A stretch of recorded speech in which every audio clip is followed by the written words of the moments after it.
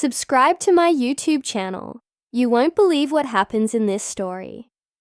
I woke up gasping for air, my heart hammering against my ribs, like I had just been pulled from the depths of a nightmare. But this wasn't a dream. This was real, and somehow, impossibly, I was back. The scent of fresh laundry and morning sunlight drifted in through my open window. My fingers trembled as I reached for my phone on the nightstand. The date flashed on the screen. My breath hitched. It was 3 years ago, before everything fell apart, before my best friend betrayed me, before my brother destroyed my life. A shaky laugh escaped my lips. Half disbelief, half hysteria. I had died. I remembered it vividly. The weight of that cold hospital bed. The empty, hollow feeling of knowing that everyone I had ever loved had turned their backs on me. The betrayal, the heartbreak, the helplessness. And now, here I was, alive again, with a second chance. I shot up from bed, swinging my legs over the edge, my pulse racing with a strange mix of fear and determination. If I was truly back, then that meant I still had time. Time to stop it all before it happened. Memories flooded my mind in sharp, painful flashes. My best friend Lisa, standing at the altar with my brother, Mark. Their smiles as they exchanged vows, while I sat in the audience, my heart shattered beyond repair. The way Lisa had once sworn she would always have my back, only to turn around and stab me where it hurt the most. And then there was Emily, the love of my life, my fiancée, the woman I had spent years dreaming about marrying, the one person who made everything in my life feel right, until she didn't. Until the day she slipped the engagement ring off her finger and walked away, right into my brother's arms. I clenched my fists, my nails digging into my palms. I had been so blind, so foolish, so trusting. I had watched as my world crumbled, piece by piece, without ever realizing that the people I loved the most were the ones swinging the hammer. Not this time. I jumped to my feet, moving toward the mirror, needing to see for myself. My reflection stared back at me, young, unscarred by betrayal, untouched by the weight of heartbreak. I ran a hand through my hair, still in disbelief. This wasn't a dream. This was real. A knock at the door snapped me out of my thoughts. "Hey, you up?" It was Mark's voice. My brother. The same brother who had smiled in my face while stealing the life I had built. The same brother who had whispered apologies while slipping the knife deeper into my back. I took a deep breath, forcing my emotions down. He didn't know what was coming. Not yet. "Yeah, I'm up," I called back, keeping my voice steady. The door cracked open, and Mark leaned in with his usual easy grin. "Lisa and I are grabbing breakfast. Wanna come?" Lisa, the best friend who had pretended to care while secretly craving everything I had, the woman who had played the long game, waiting patiently to sink her claws into my world.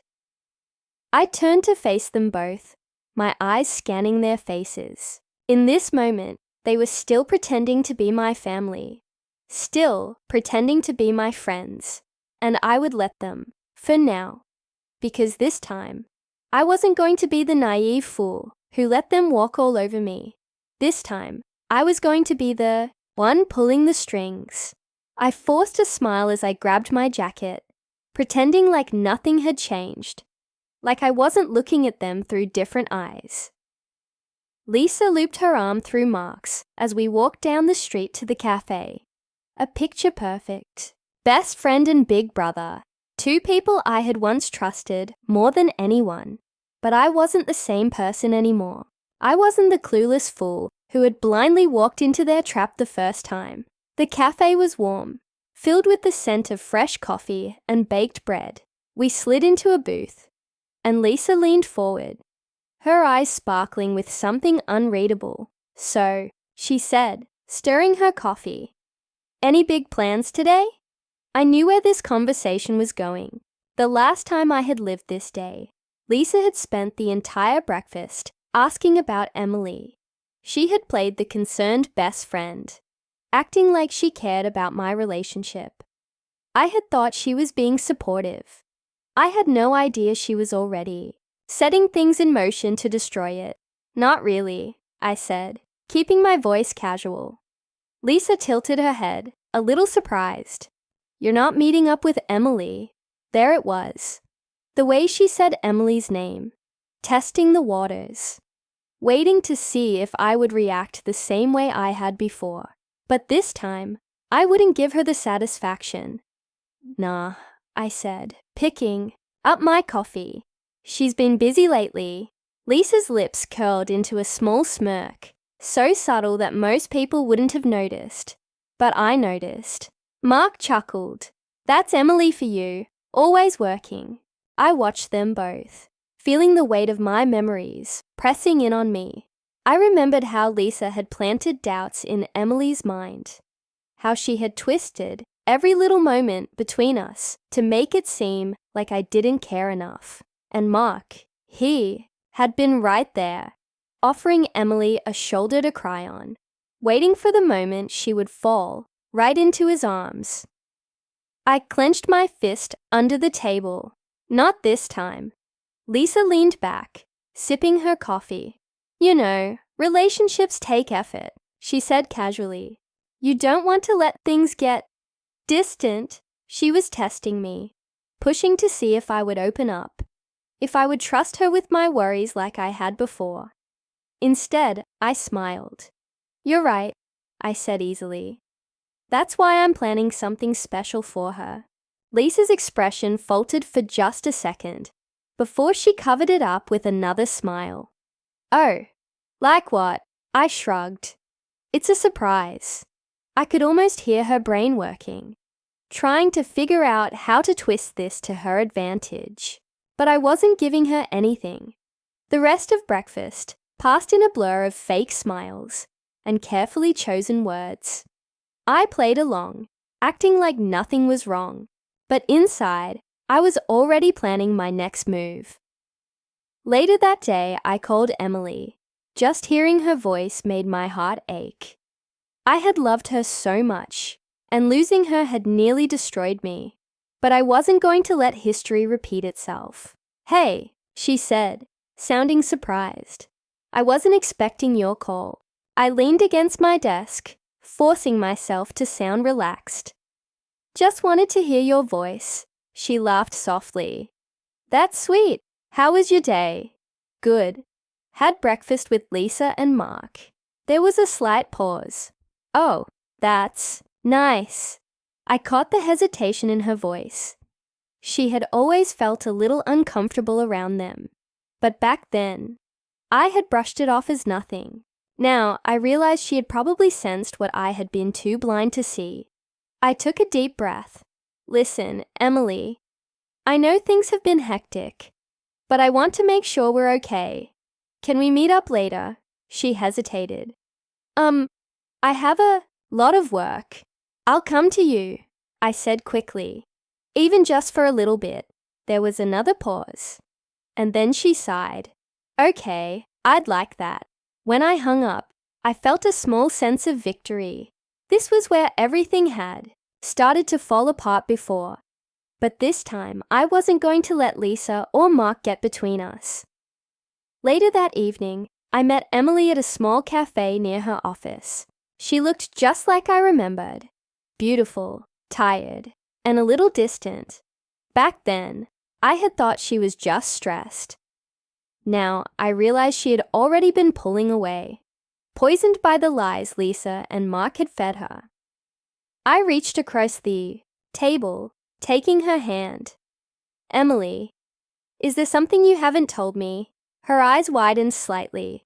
What do you mean? I said slowly. Has someone been telling you things about me? Making you doubt us? She blinked, caught off guard. Why would you ask that? I studied her face. She wasn't denying it. She was just surprised I had noticed. Because I don't want to lose you, I said honestly. And I feel like someone's trying to make that happen. Emily looked down, biting her lip. She was hesitating, just like she had the first time. But this time, I wasn't going to let her walk away without the truth. Emily, I said softly, you can tell me. She took a deep breath, then looked up at me with something unreadable in her eyes. And when she finally spoke, her words changed everything.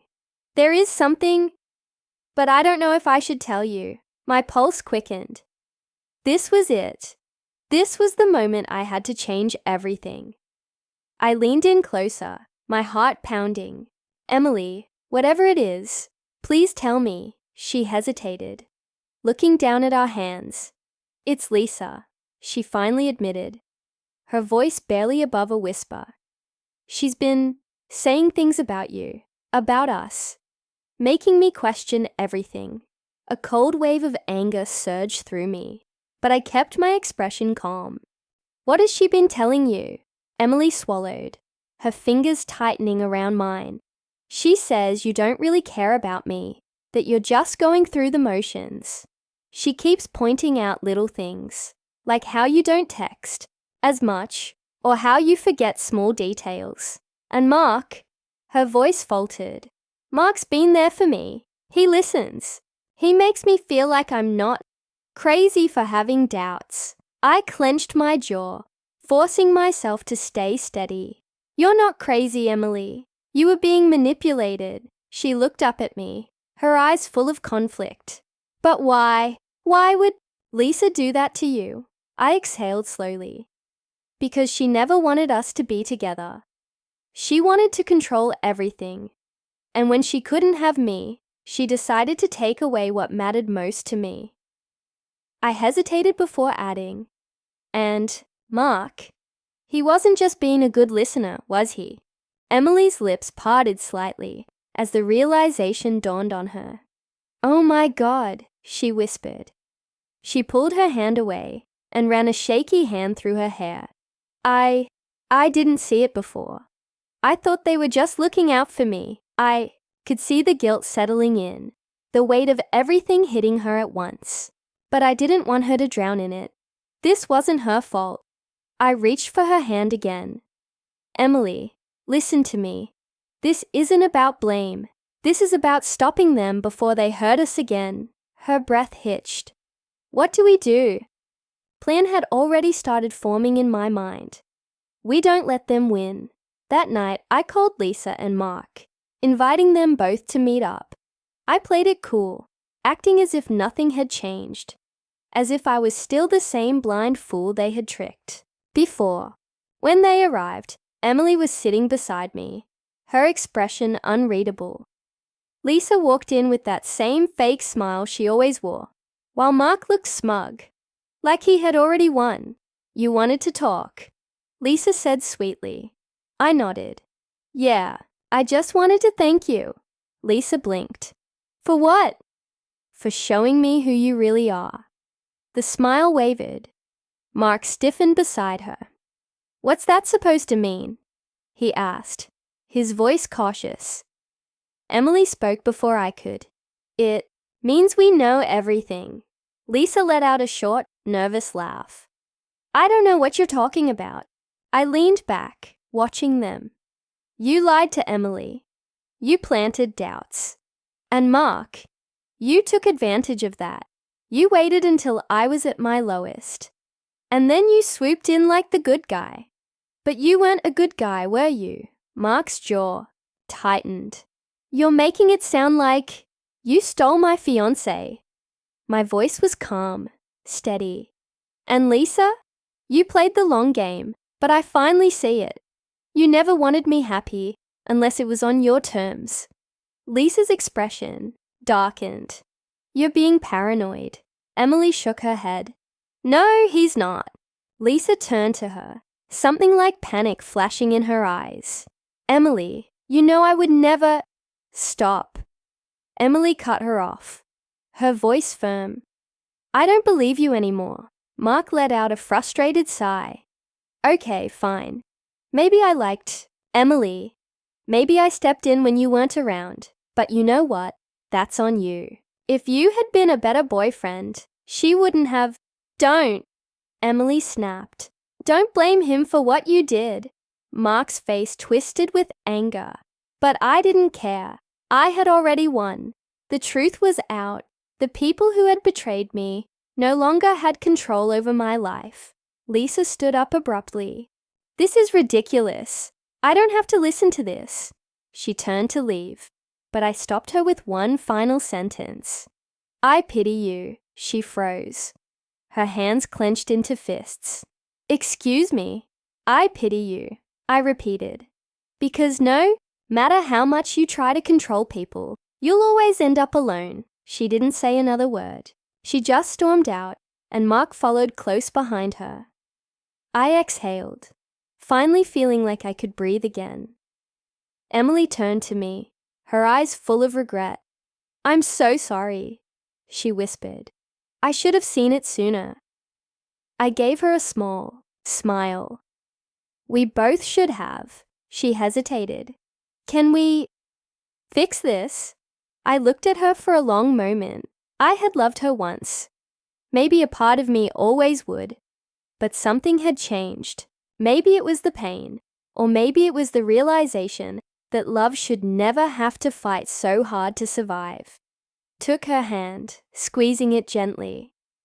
I think we can move forward, I said softly. But maybe not together. A tear slipped down her cheek, but she nodded. I understand. And for the first time in a long time, I felt free.